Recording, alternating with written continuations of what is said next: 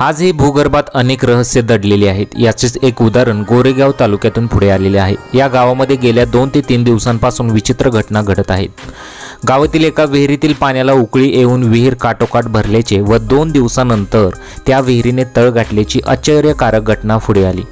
23 August रोजी सायंकाळी सुरू झालेल्या या घटनेचा उलगडा होण्यापूर्वीच 26 ऑगस्ट रोजी सकाळी विहिरीतून विचित्र आवाज येत होते। तेथील पाणी आटून विहिरीने तळ गाठल्याचे दिसून आले।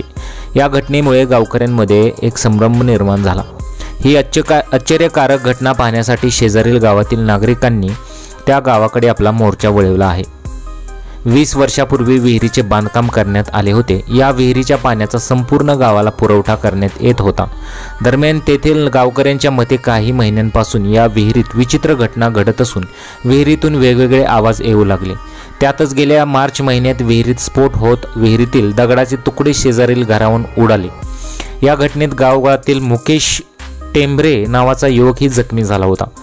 ग्रामपंचायत प्रशासनाकडून घटनेची माहिती संबंधित विभागाला देण्यात आली। अशातच 23 ऑगस्ट रोजी सर्वत्र पोळा सण साजरा होत असताना सायंकाळच्या सुमारास अचानक विहिरीतून विचित्र आवाज येऊ लागला।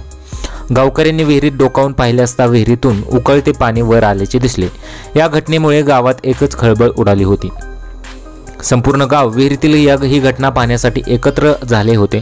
दरम्यान सतत 2 दिवस हा प्रकार सुरू असताना या घटनेचा उलगडा होण्यापूर्वीच सकाळच्या सुमारास पुन्हा विहिरीतून विचित्र आवाज येऊ लागला। गावकऱ्यांनी पुन्हा विहिरीची पाहणी केली। यावेळी त्यांना 2 दिवसापूर्वी वर आलेले पाण्याने विहिरीचे तळ गाठल्याचे दिसून आले।